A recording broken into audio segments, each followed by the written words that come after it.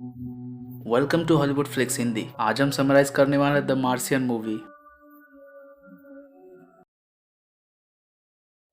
Film की शुरुआत में हम देखते हैं कि नासा के कुछ अंतरिक्ष यात्री मार्स यानी कि मंगल ग्रह पर कुछ मिशन कर रहे हैं और सभी एस्ट्रोनॉट मिट्टी के सैंपल ले रहे होते हैं। लेकिन तभी उन्हें जानकारी मिलती है कि वहां पर बहुत बड़ा तूफान आने वाला है और उन्हें सूचना मिलती है कि जल्द से जल्द उन्हें इस ऑपरेशन को रद्द करना होगा और अपनी स्पेसशिप तक पहुंचना होगा। सभी एस्ट्रोनॉट अपने स्पेसशिप की तरफ बढ़ रहे होते हैं कि तभी मार्क बॉटनी नाम का एक एस्ट्रोनॉट तूफान में कहीं खो जाता है और इस मिशन में जो कि उनकी कमांडर होती है मार्क को ढूंढने की बहुत कोशिश करती है, लेकिन वे नाकाम हो जाते हैं और ना ही मार्क से उनका कम्युनिकेशन हो पाता है। अब उन्हें लगने लगता है कि मार्क बॉटनी मर चुके हैं और सभी अपने स्पेसशिप में बैठकर वहां से निकल जाते हैं। लेकिन जब मंगल ग्रह से तूफान चला जाता है तब हमें देखने को मिलता है कि मार्क बॉटनी अभी भी जिंदा है और वहीं पर पड़े हुए कुछ इक्विपमेंट से एक रॉड मार्क बॉटनी के पेट में चली जाती है, जिसकी वजह से वह दर्द से करा रहे थे। लेकिन मार्क वहां से उठकर लड़खड़ाते हुए कैंप की तरफ बढ़ते हैं जो शेल्टर उन्होंने मंगल ग्रह पर लगाए थे। वहां पहुंचकर वह अपने पेट से उस रॉड को निकालते हैं। अब मार्क यहाँ से किसी को संपर्क नहीं कर सकता था क्योंकि संपर्क करने के सारे डिवाइस तूफान की वजह से डिस्ट्रॉय हो चुके थे और अब मार्क बॉटनी पूरी तरह से फंस चुका है और उनके साथियों को लगता है कि उनकी मौत हो चुकी है और अब मार्क बॉटनी को वहां से निकलना है तो उसे 4 साल तक इंतजार करना होगा क्योंकि नासा का अगला स्पेस प्रोजेक्ट 4 साल बाद मंगल ग्रह पर जाएगा। लेकिन मार्क बॉटनी 4 साल तक इंतजार नहीं कर सकता क्योंकि ना ही उसके पास खाना है और ना ही ज्यादा सामान जिससे वह 4 साल तक यहाँ सर्वाइव कर सके। लेकिन मार्क बॉटनी काफी ज्यादा समझदार होता है और वह सोचता है कि यह मार्स पर खेती करेगा। मार्क बॉटनी के पास आलू होते हैं, वो सोचता है कि वह आलू की खेती करेगा जिसकी वजह से उसे मंगल ग्रह की मिट्टी को उपजाऊ करना होगा और उसे बहुत सारा पानी चाहिए खेती करते वक्त। मगर मार्स पर तो पानी नहीं होता जिसके लिए उसे मिट्टी को ही उपजाऊ बनाना होगा। मार्क बॉटनी काफी ज्यादा शार्प माइंड वाला होता है और अब उसे पता होता है कि खेती करने के लिए किन किन साधनों का उपयोग किया जाता है। फिर हम देखते हैं मार्कोनी काफी ज्यादा मिट्टी इकट्ठी करता है और उनमें आलू लगाना शुरू कर देता है और अब उसका अगला पड़ाव था पानी, जिसके लिए उसे हाइड्रोजन और ऑक्सीजन की आवश्यकता होती है। मार्क को पता होता है कि पानी कैसे बनेगा। दरअसल हाइड्रोजन में ऑक्सीजन मिलाकर पानी को बनाया जा सकता है। ये सब मार्क बॉटनी को पता था, लेकिन अपने पहले प्रयास में मार्क असफल हो जाता है मगर अपने दूसरे प्रयास में वह सफल हो जाता है और इस प्रकार मार्क मंगल ग्रह पर खेती कर लेता है और कुछ दिनों बाद उसके खेत में एक पौधा निकलता है और मार्क काफी ज्यादा खुश हो जाता है। इधर स्टेशन में ऐलान कर दिया जाता है कि मार्क तूफान की वजह से चल बसे। मगर अगले दिन जब नासा की ऑपरेटर मंगल ग्रह की पिक्चर देख रही थी उसे देखने को मिलता है कि जो इनके इक्विपमेंट थे वे एक जगह से दूसरी जगह कैसे चले गए। दरअसल वहाँ एस्ट्रोनॉट कार होती है जिसमें सोलर पैनल लगे थे जो मार्क ने एक जगह से दूसरी जगह रखे थे। वो ऑपरेटर अपने सीनियर्स को बुलाती है और सबको पता चल जाता है कि मार्क अभी भी जिंदा है। लेकिन उनका सीनियर कहता है कि बहुत खुशी की बात है कि मार्क बॉटनी अभी भी जिंदा है, मगर जब तक हम उसके पास पहुंचेंगे तब तक वो भूख से मर जाएगा। और अपने सीनियर की बात से सभी सहमत होते हैं क्योंकि उन्हें पता है कि मंगल ग्रह तक पहुंचने के लिए उन्हें लाखों मीलों का ट्रेवल करना होगा। हम देखते हैं मंगल ग्रह पर मार्क को तकरीबन 70 दिन हो चुके हैं और वहां बैठा मार्क हिसाब लगा रहा है कि नासा का अगला स्पेसशिप 4 साल बाद मंगल ग्रह पर आएगा और वह भी 3200 किलोमीटर दूर। और अब मार्क को वहां पहुंचना होगा।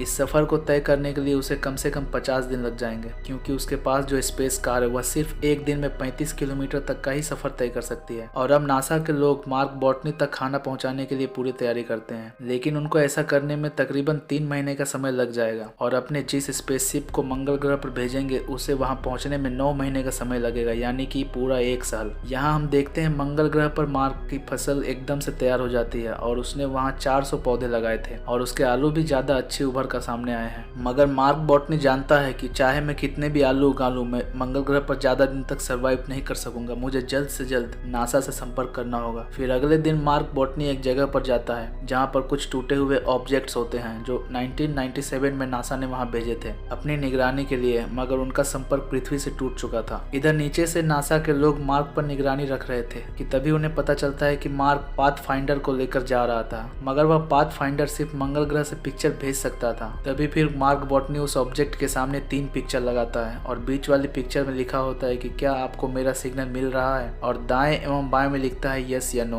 और तभी नासा के लोग उस पाथ फाइंडर के कैमरा को यस की तरफ घुमा देते हैं, जिससे मार्क बहुत ज्यादा खुश होता है। अब नासा के साथ उनका कम्युनिकेशन जुड़ चुका था और नासा उसे बताता है कि हम जल्द ही तुम्हारे पास खाने की चीजें भेज देंगे। फिर उसे पता चलता है कि नासा ने अब तक मेरे साथियों को नहीं बताया कि मैं जिंदा हूँ, मगर कुछ दिन बाद नासा उनके साथियों के साथ कम्युनिकेट करती है और उसे बता देती है कि मार्क अभी भी जिंदा है। मगर जब उनके साथियों को मार्क बॉटनी के बारे में पता चलता है तो वे काफी ज्यादा दुखी हो जाते हैं, क्योंकि वे मार्क बॉटनी को वहीं अकेला छोड़। यहीं इस मूवी के अगले सीन में हम देखते हैं कि जहां मार्क बॉटनी ने आलू की खेती की थी वहां एकदम से ब्लास्ट हो जाता है और उसके सारे आलू खराब हो जाते हैं। पर अब मार्क वहां पर दोबारा खेती नहीं कर सकता, क्योंकि उसने जो इन्वायरमेंट वहां क्रिएट किया था वह अब दोबारा नहीं बना सकता। अब मार्क अपने स्टोर किए हुए आलू की तरफ देखता है और सोचता है कि मेरे पास इतने आलू नहीं है कि जब तक नासा मेरे पास मदद भेजेगा तब तक मैं सरवाइव कर पाऊँ। फिर नासा उसे संदेश भेजती है कि जब तक हम तुम्हारे पास मदद भेजते हैं तुम्हें इन आलुओं से ही काम चलाना पड़ेगा और कम से कम आलुओं का सेवन करना होगा। अब यहाँ से नासा 3 महीने के बाद एक स्पेसशिप लॉन्च करती है। नासा के पास वक्त काफी कम होता है, इसलिए वे स्पेसशिप का टेस्ट नहीं करते, फिर भी वे उसे लॉन्च कर देते हैं और वो आसमान में जाकर ब्लास्ट हो जाता है। उस स्पेसशिप में मार्क के लिए खाने पीने की वस्तुएं थी और यह सब देखने के बाद नासा के सभी लोग दुख से रोने लगते हैं। सब लोग जानते हैं कि मार्क के पास इतना खाना नहीं है कि वे इतने दिन तक सरवाइव कर सके, लेकिन जब मार्क को इसके बारे में पता चलता है कि स्पेसशिप का लॉन्च असफल हुआ है तो नासा को एक संदेश भेजता है और कहता है कि मेरे माँ बाप को कहना कि मैं मुश्किलों से डरा नहीं और मैंने उसका डटकर सामना किया और मुझे अपने काम से बहुत ज्यादा प्यार है और मैं बहुत खुश हूँ और मैं ये कह पा रहा हूँ कि इंसान को अपनी हर परिस्थिति के लिए तैयार रहना चाहिए। मगर फिर चाइना उनकी मदद के लिए आगे आ जाता है, क्योंकि चाइना के पास स्पेस में जाने के लिए सारी चीजें होती है और अब 28 दिनों के अंदर ही नासा दोबारा मार्क तक पहुंचने के लिए स्पेस ऑब्जेक्ट तैयार कर देता है। वहीं हमें दिखाया जाता है उनके टीम में एक लड़का होता है जिसका नाम रीच है, जो वेस्टर्न लाइनों में काम करता है। फिर रीच नासा को मार्क को बचाने का एक तरीका बताता है कि जिस स्पेसशिप में मार्क बॉटनी के साथी पृथ्वी पर आ रहे हैं अगर वे वापस ना आकर पृथ्वी का चक्कर लगाएं और जब वह पृथ्वी की ऑर्बिट के पास हो गए तभी हम स्पेसशिप की मदद से सारा जरूरत का सामान उन तक पहुंचा देंगे और ऑर्बिट फोर्स की मदद से उस स्पेसशिप को दोबारा मंगल की तरफ धकेल देंगे। रीच बताता है कि जब उनका यान मंगल ग्रह के पास पहुंचेगा तो उन्हें लैंड नहीं करना है, क्योंकि अगर वे लैंड करेंगे तो उनका बहुत ज्यादा फ्यूल बर्बाद हो जाएगा और वे पृथ्वी पर दोबारा नहीं लौट पाएंगे। रीच बताता है कि मार्क बॉटनी को फ्लाइंग ऑब्जेक्ट की मदद से मंगल ग्रह के ऑर्बिट से बाहर निकलना होगा और वो फ्लाइंग ऑब्जेक्ट मंगल ग्रह पर ही मौजूद है और जब वह स्पेस में ऊपर आएगा तो बाकी के उनके साथी उसे पकड़ लेंगे, लेकिन नासा इसके लिए मना कर देती है। उनका कहना है कि सिर्फ मार्क बॉटनी को बचाने के लिए हम अपने 5 एस्ट्रोनॉट की जान खतरे में नहीं डाल सकते। इधर वह लड़का रीच किसी तरह बाकी के 5 एस्ट्रोनॉट से संपर्क करता है जो वापस पृथ्वी पर आ रहे थे और उनको सारा प्लान बताता है और इस प्लान को सुनने के बाद सभी एस्ट्रोनॉट मार्क को वापस लाने के लिए तैयार हो जाते हैं और जब नासा देखता है कि उनके फ्लाइंग ऑब्जेक्ट की दिशा बदल रही है, यानी कि जिसमें 5 एस्ट्रोनॉट आ रहे थे उनकी दिशा बदल रही है, तो वे समझ जाते हैं कि वे मार्क को वापस लाने के लिए जा रहे हैं। फिर नासा भी उनके जरूरत का सारा सामान पहुंचा देता है। इसके बाद देखते हैं मार्क बॉटनी अपनी स्पेस कार की मदद से उस फ्लाइंग ऑब्जेक्ट की तरफ निकल पड़ता है, जिसकी मदद से वह मंगल ग्रह के ऑर्बिट से बाहर निकल सकता है। लेकिन यह सब इतना आसान नहीं था, क्योंकि जिस फ्लाइंग ऑब्जेक्ट को मंगल ग्रह के ऑर्बिट से बाहर निकालना चाहते थे उसका वजन काफी ज्यादा होता है और अगर वजन कम नहीं हो पाया तो मार्क कम फ्यूल होने के कारण ऑर्बिट से बाहर नहीं निकल पाएगा। इसलिए अब मार्क बॉटनी को अपने फ्लाइंग ऑब्जेक्ट से 5000 किलो वजन कम करना होगा और फिर मार्क अपने फ्लाइंग ऑब्जेक्ट के सभी सामान को उतारने लगता है और अब मार्क इस फ्लाइंग ऑब्जेक्ट की मदद से मार्स के ऑर्बिट से बाहर निकलना चाहता है, जो काफी ज्यादा मुश्किल है और पूरी दुनिया की नजर इस मिशन पर होती है।